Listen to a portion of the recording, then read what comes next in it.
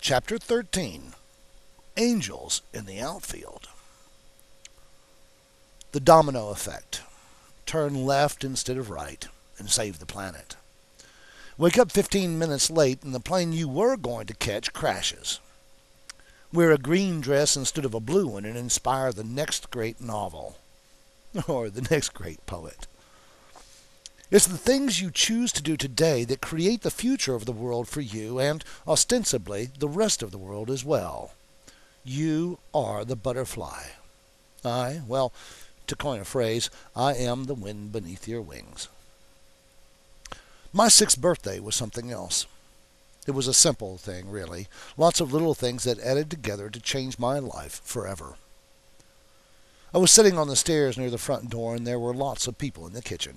They were here for me and my twin brothers' cake and ice cream. All I wanted was to be left alone.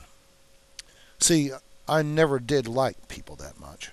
I didn't like them hovering around me, pressing their faces into mine and telling me what to do and who to be. I just wanted to be alone that day so I could think. This birthday, I guess, was like every other one before, and certainly like most after. I didn't feel so good. I had been given a 4-string guitar and cowboy gear. You know, hat, holster, pistol.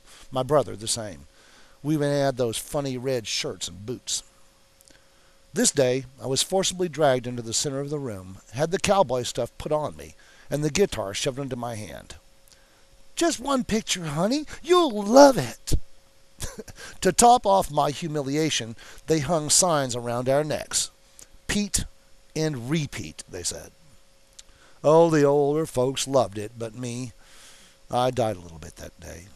I died, and my parents laughed. My brother played to delight the audience, of course. I can still remember him singing and strumming. I ran upstairs and hid.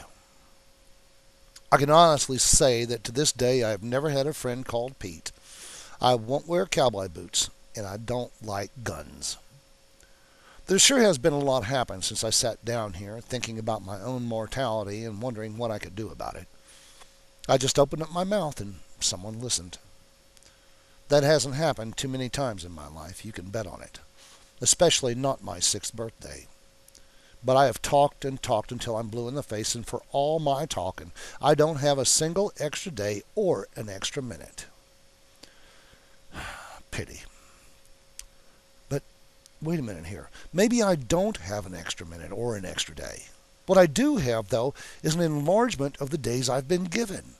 I have a few pennies that have become dimes, and some dimes that have become quarters, maybe even dollars. I wonder what would happen if I were to give $1 to the next 10 people I met on the street. It's Christmas, so they might think I'm crazy, but would they take them from me? Just a stranger giving away money. Take a harder look at the stranger on the street. Take a softer one. Look for their light. Look for their truth. Look at their souls. Look into their eyes and see them. There you'll find some surprising things. You will find not strangers, but people looking for a friend. You will find people with secret pains and secret joys. People with truth and people with lies. People that are just like you, wanting to live and wanting you to help them come alive if you dare. It's an ability that we are all born with, as well as the ability to find. What happens, however, in the course of our living is we forget about this ability. We forget about our quest to live and how to do it. We also forget that we can make it happen for each other. It took a lot for me to remember this critical fact. I had to venture through addiction, which still haunts me, lost love, failed friendships, homelessness, and lots of pain. I walked through fire, my friend. Fire and the flame, smoke and the heat. I have been annealed and become strong. So have you. For some reason, I want to reach into your heart and plant a seed that will, if properly fed, sprout into something good and kind. I may reach into your heart and remind you of something good that you had forgotten, or give you something of mine that you had always wished to have. This is the gift that I offer. This is also the gift that I accept. This is the gift of life. From now on, I want you to think a little differently about the word life. I want you to remember what it really means. Look it up in your own dictionary. Look it up in a bunch of them. They all basically say the same thing. Life is living. I haven't got much time left on this planet now. Neither do you.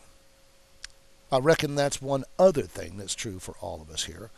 We haven't got much time to do this thing, let alone get it right. So I'm going to start right now looking even harder for the angels in the outfield. I'm going to look for them in the infield too, and in the bathrooms and alleyways and diners and parks. I'm going to look everywhere I am, because that's where I'll find them and their precious gifts. Yes, I'm going to look for the gifts and accept them when they come. That's how it works, gifting. You give to others, right? But when someone comes to give you something, you turn it down and say, that's okay, I really don't need anything right now. That stops the cycle that your giving started. Don't do it.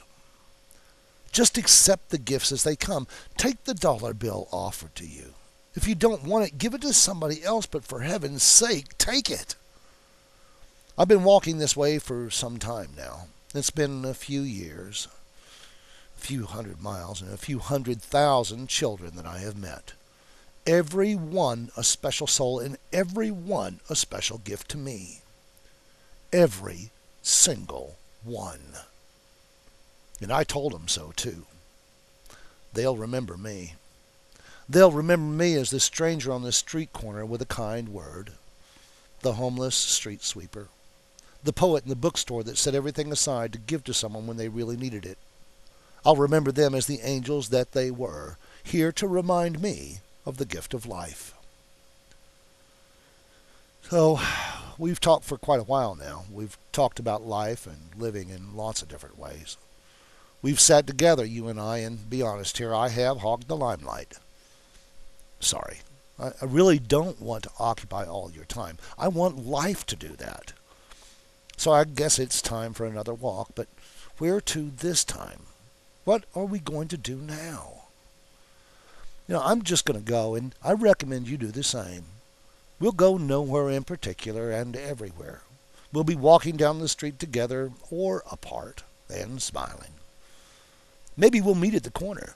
I'll be the guy with the shopping cart just waiting at the bus stop. Or I'll be the homeless lady asking for change. I'll be the angel in your outfield. Watch out for me now, you hear?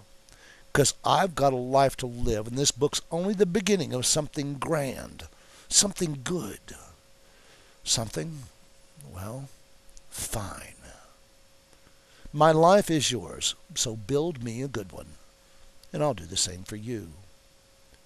Since I've said about all I can say for now, I'm going to close with just 2 pieces of advice. First, trust yourself. Trust your decisions, because you're the one that has to live with the results. Nobody else lives in your shoes the way you do, so keep them on your own feet and don't let someone else take the pleasure or the pains from you. Second, just remember to be happy. Remember to be happy and to share your joy, for this is the true gift of life. Oh, yeah, and always wave at the kids in the back of the bus. The turning. The road winds beneath my haggard feet that leads my body on.